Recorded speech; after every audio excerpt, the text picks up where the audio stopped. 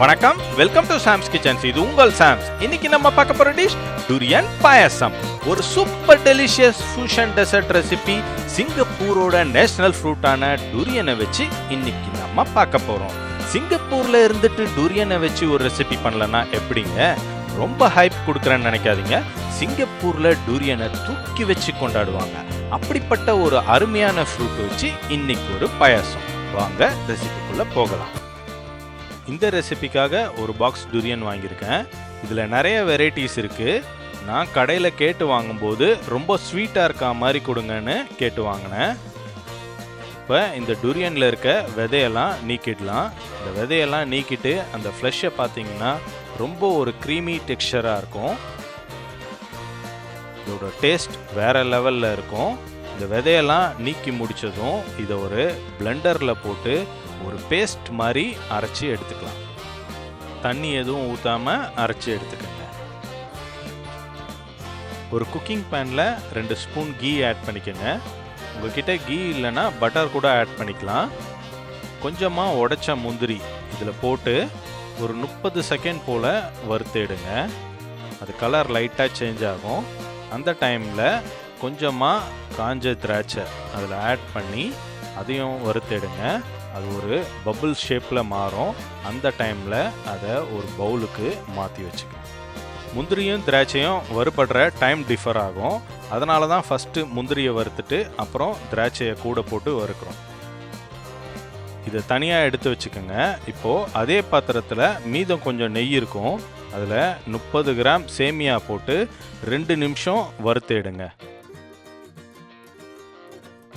நல்லா வறுபட்டுடுச்சு. இப்போது 750 ml fresh milk இதில் ஆட் பண்ணிக்கோங்க. ஆட் பண்ணி நல்லா கலந்து விடுங்க. இதில் பால், நெய், சேமியா எல்லாம் கலந்துருக்கிறதால அடி பிடிக்கிறதுக்கு நிறைய வாய்ப்பு இருக்குது. அதனால் விட்டு விட்டு அது கொதிக்கிற வரைக்கும் இந்த மாதிரி கிண்டி விடுங்க. கொதிநிலை அடைஞ்சிடுச்சு. நல்லா அது பொங்குது பாருங்கள். இப்போ ஏற்கனவே நம்ம 15 நிமிஷம் சுடுதண்ணியில் ஊற வச்ச ஒரு 1/4 கப் ஜவ்வரிசியை இது கூட ஆட் பண்ணிடுவோம். அது போட்ட உடனே அந்த கொதிக்கிறது அடங்கிடும். அதை நல்லா கலந்து விடுங்க. அந்த ஜவ்வரிசி ஒரு 5 நிமிஷம் அந்த பால்லையே நல்லா குக் ஆகட்டும். இது கூட கலருக்காக கொஞ்சமாக குங்குமப்பூ ஆட் பண்ணிக்கோங்க. அது ஒரு ரிச் கலர் தரும் உங்களுக்கு. ஸ்டவ்வை லோ ஃப்ளேம்லேயே வச்சுக்கோங்க. அந்த ஜவ்வரிசி, சேமியா அதெல்லாம் பால்லையே நல்லா வெந்துடும்.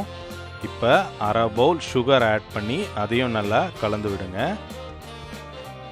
சுகர் பாலில் சீக்கிரமாக கரைஞ்சிரும். பட் ஒரு 2 நிமிஷம் அப்படியே விடுங்க. அப்போ தான் அந்த ஜவ்வரிசிலாம் சுகர் நல்லா ஊறும். இப்போ நம்ம வறுத்து வச்சுருக்க முந்திரி திராட்சையை இதில் போட்டு கலந்து விடுங்க. இந்த ஸ்டேஜில் பார்த்தீங்கன்னா ஜவ்வரிசி நல்லா வெந்திருக்கும். சுகர் அதில் நல்லா ஊறி ஒரு கிளாஸி டெக்ஸ்சர் உங்களுக்கு கிடைக்கும். முந்திரி திராட்சை ஆட் பண்ண உடனே நம்ம ஏற்கனவே அரைச்சி வச்சுருக்கோம் பார்த்தீங்களா டூரியன், அதை இந்த பாயாசத்து கூட ஆட் பண்ணிக்கோங்க. ஒரு 2 ஸ்பூன் டூரியன் மட்டும் தனியாக எடுத்து வச்சுக்கோங்க.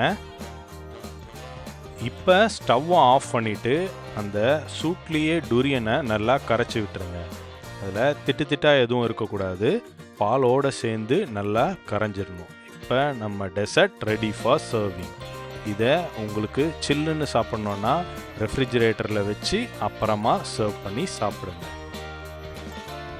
சுட சுட கம கமன்னு ஸ்ட்ராங் டூரியன் ஃப்ளேவரோடு இருக்க டூரியன் பாயாசத்தை ஒரு பவுலில் விட்டுக்குங்க.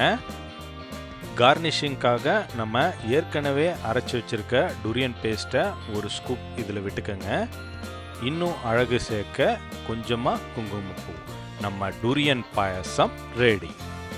இந்த ஃபெஸ்டிவ் சீசனை கொண்டாடி மகிழ உங்கள் வீட்டில் டூரியன் பாயாசம் செஞ்சு உங்கள் வீட்டில் இருக்க எல்லாருக்கும் கொடுத்து என்ஜாய் பண்ணுங்கள்.